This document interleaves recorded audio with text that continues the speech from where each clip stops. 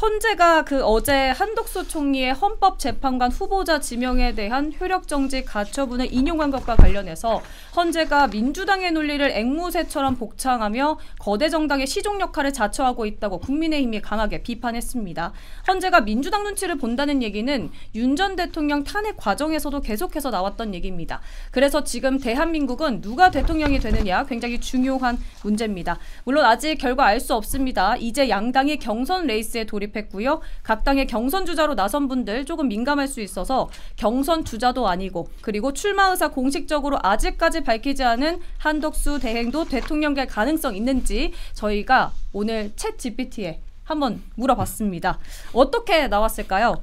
네, 한번 같이 봐주시죠. 넓고 매끄러운 이마는 국가행정, 외국 분야에서 고위직에 오를 수 있는 관상이라고 합니다. 또 눈매가 날카롭고 눈꼬리가 살짝 올라간 형태는 정치적인 감각이 뛰어나다는 뜻이고요.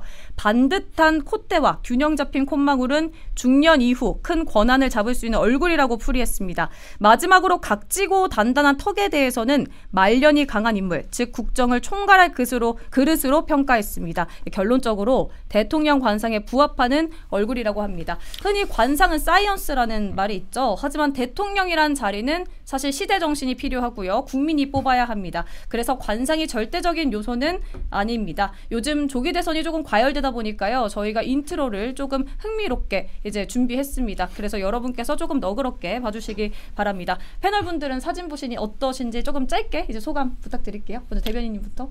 네, 여기 우선은 국민의힘의 경선이 좀 더 집중되어졌으면 좋겠다. 네, 지금 오늘 이제 처음으로 후보들이 이렇게 인사를 했으니까요. 네.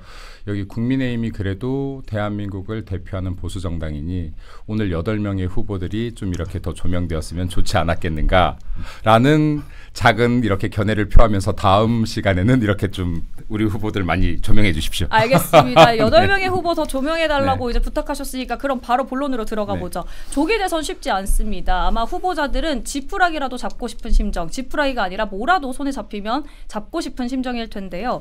오죽하면 선거철 되면은 이제 유력한 후보나 당 핵심 인사가 역술인을 만난다고 할 그 이야기도 나옵니다. 비슷한 일화를 말씀드리면 이제 후보 중에 홍준표 전 대구시장이 부모님 묘소를 파묘하고 절에 모셨다는 이야기가 조금 있어서 그러니까 당시 지역 정가에서는 대선 열차에 이미 올라탔다 이런 그 소문이 돌기도 했었는데 실제 이제 올랐습니다. 대선 열차에 본격적으로. 제가 볼 때는 이런 그러니까 사실이 확인되지 않은 것들과 연계시키기엔 또 우리 당 후보로서 제가 이렇게 함께하는 후보는 아니지만은 네. 그 부분을 평하기는 좀 힘들 것 같고요. 대선에 출마하신 분들 다 지푸라기 잡고 싶은 심정일 거예요. 근데 이번에 국민의힘 후보들께는 제가 좀 드리고 싶은 말씀은 국민들이 훨씬 더 지푸라기를 잡는 심정으로 어떤 후보가 이 나라를 구할 수 있을지 보고 있다. 그렇기 때문에 내 한 몸 지푸라기 잡는 심정이 아니라 네. 국민들께서 지푸라기 잡는 심정으로 후보 한 명 한 명을 보고 있다는 걸 잊지 말고 언행을 조심하고 또 국민들의 마음을 좀 읽으려고 노력했으면 좋겠다라는 말씀 드리고 싶습니다. 알겠습니다. 교수님 어떠신가요? 보통 대선에 한번 떨어지신 분들이 부모님 묘자리를 옮기는 경향이 많거든요.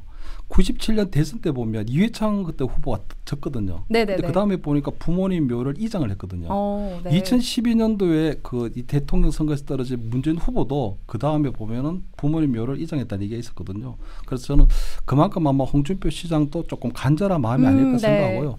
저는 이 묘자리보다 더 중요하게 생각하는 건 홍준표 시장이 대구시장직을 사퇴했다는 거거든요. 맞습니다. 이게 완전 배수의 진을 친 겁니다. 그렇죠. 그러니까 2017년 박근혜 대통령 탄핵 대선 때는 보면 그때 후보가 되고 난 다음에 경남지사직을 사퇴했는데 그 이후에 어쨌든 대구에서 무소속으로 국회의원도 되고 시장도 되고 해서 정치 재기의 기회가 있었지만 네. 이번에 대구시장직을 사퇴했다는 건요. 그리고 대구를 아마 이사를 왔잖아요. 서울로. 그렇다는 건 저는 정계 은퇴라는 이번에 만약 대선이 못 나가게 되면 네. 본인 정계를 은퇴하겠다고 하는 나름대로의 배수진을 친 게 아닌가. 그만큼 저는 굉장히 간절한 마음으로 이루고 있기 때문에 흔히 얘기하는 것처럼 이렇게 간절한 마음으로 하게 되면 이제 초인적 힘이 발휘될 그렇죠. 수도 있고 그럼 대반전이 생길 수도 있고 그렇게 되면 묘를 잘 써서 그렇게 된 건가? 또 이게 조상님 덕을 본 건가? 이렇게 되지 않나 싶어서 저는 나름대로 묘자리 옮긴 것도 굉장히 중요한 의미가 있지만 홍준표 시장이 어쨌든 이 대구시장에서 사퇴한 거 유정복 인천시장 사퇴하지 않았고요. 이철호 경북지사도 사퇴하지 않았고요. 네. 오세훈 시장 같은 경우에도 여러 가지 이유가 있겠지만 아마 서울시장직 사퇴에 대한 그런 정치적 부담감이 상당히 컸을 걸로 보이거든요. 그렇다면 지금 이번에 홍준표 시장이 대구시장에서 사퇴한 건 정말 대선 앞두고 나름대로 본인이 승부수 던진 거다. 저는 이렇게 평가를 하죠. 그러니까 강한 한 방을 던졌다 이렇게 그렇습니다. 보시는 거죠. 예. 어떠세요, 위원님? 홍준표 시장이 항상 강조하는 것도 있지만 다른 대선 후보들이 한 목소리로 말씀하시는 게 있죠. 대통령은 자기가 아무리 능력이 뛰어난다고 해서 되는 게 아니다. 하늘에서 점지해 주는 것이다. 네. 이렇게 뭐 말씀들을 하시기 때문에 그래서 뭐 부모님 묘소도 신경이 쓰이고 평소에 잘하지 못했던 친구들도 신경이 쓰이고 뭐 이런 부분들이 있겠죠. 그만큼 자신의 능력과 관계없는 영역에서 결정되는 것들이 많아서 그런데 아까 김철현 교수님 이회창 전 한나라당 총재 예로 드셨습니다마는 이회창 한나라당 총재는 보수정당 계열에서 2번이나 낙선을 했습니다. 근데 그 당시에 그 보수정당 계열에서 이회창 당시 총재를 대선 후보로 2번이나 내세웠을 때 네. 이회창만큼 앞으로 전무후무한 보수정당 계열의 후보가 있을까? 대쪽 총리 출신에다가 뭐 여러 가지 스마트한 부분도 있고 그리고 청렴하고 깨끗하고 그리고 대법관 출신으로서 뭐 흠결이 없는 분인데도 불구하고 네. 그분도 안 됐단 말입니다. 2번이나 그런 걸 보면 그렇다고 해서 상대가 강력했던 것도 아니고 김대중 당시 뭐 평화민주당 총재나 노무현 대통령이나 이회창 총재를 압도하는 사람은 아니었거든요. 그만큼 자신의 능력과는 관계없이 천운이 작용해서 대통령 자리에 오르는 것을 봤을 때 후보들이 내 능력만으로는 안 되겠구나.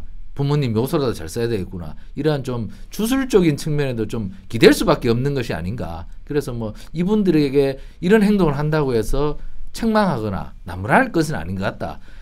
홍준표 시장만 해도 지금 대선 3수인데 3수생 돼보십시오. 뭐라도 뭐 엿이라도 그만큼 간절하죠. 벽에 치고 싶죠. 하여튼 그런 마음을 좀 이해해 주셨으면 좋겠습니다. 알겠습니다.